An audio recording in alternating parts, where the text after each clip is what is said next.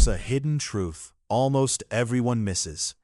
When people are hurting, they don't cry, argue, or even speak. They say, "I'm fine," but that phrase usually means, "Please, just leave me alone right now." Out of habit, we label them as avoiding the issue, giving the silent treatment, or just being too weak to face their emotions. But silence isn't empty at all. Inside them is a real storm. Too many thoughts and feelings crashing together at once. Their brain literally freezes to protect them from being overwhelmed.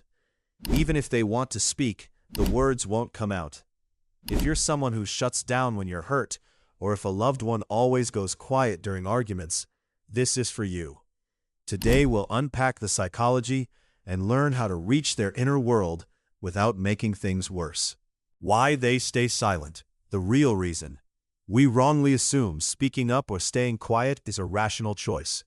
In truth, the body's autonomic nervous system acts automatically, not by our will. According to polyvagal theory, it responds at 3 levels. Social engagement, calm and able to talk, e.g., "that hurt me." Fight or flight, arguing, raising voices, or walking away. Dorsal vagal shutdown, freeze, when pain becomes overwhelming. The body shuts down completely to prevent burnout. Heart rate drops, muscles tense, and the thinking part of the brain, prefrontal cortex, disconnects from the emotions. That's why they can't find words, even though thousands of thoughts are screaming inside. Their silence isn't rejection. It's the body's natural way of holding itself together against an emotional storm. 3 common causes. Childhood wounds. If a child grew up where crying was annoying, anger punished, or sadness ignored, their brain learned to hide vulnerability to survive. As adults, the same freeze switch flips automatically. Disappearing is the only way to avoid getting hurt again. Toxic relationships. Repeated manipulation or gaslighting taught them that speaking only makes things worse. Silence became their protection. Brain wiring. Some people are internal processors. They need space to sort thoughts internally first. Loud conflict overloads their brain like too many tabs open at once. Silence is just the loading screen. What's really happening beneath the quiet, endless internal conversation? Their mind replays every detail. Was it my fault? What did I say wrong? If I speak now, will it make things worse? They're stuck in an analysis maze with no clear way out through words. Protecting the relationship. They know if they speak too soon, harsh words could scar the other person forever. So they hold the storm inside to keep it from spilling out.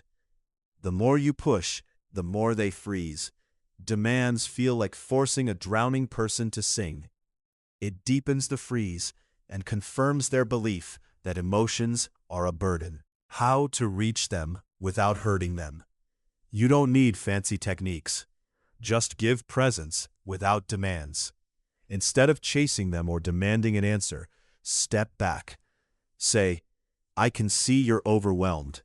I understand you need space. I respect that. I'll be in the living room or out walking. Whenever you're ready, I'm here." This isn't abandonment. It's diffusing their freeze response. When the pressure lifts, their guard lowers, and blood flow returns to the language centers. Words come naturally, because their silence has finally been accepted.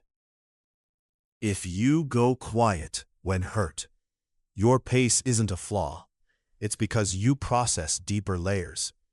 Silence can be a shield, but too long it becomes a wall that blocks the love you want. Give a safe signal. "My mind feels stuck right now. I need about 30 minutes to calm down, but I'll come back and talk." Beautiful truth. When quiet people finally speak, their words carry real weight and power. They're not impulsive. They're honest conclusions, refined through layers of honesty and compassion. They don't throw accusations just to win. When they say they're hurt, it means the pain has truly reached its depth. Silence in the right place isn't distance. It's an invitation to deeper understanding. If you relate, share your story in the comments. Silence isn't a flaw. It's proof of a deep soul, ready to be understood with empathy and care. If this helped, like and share with others who are struggling too.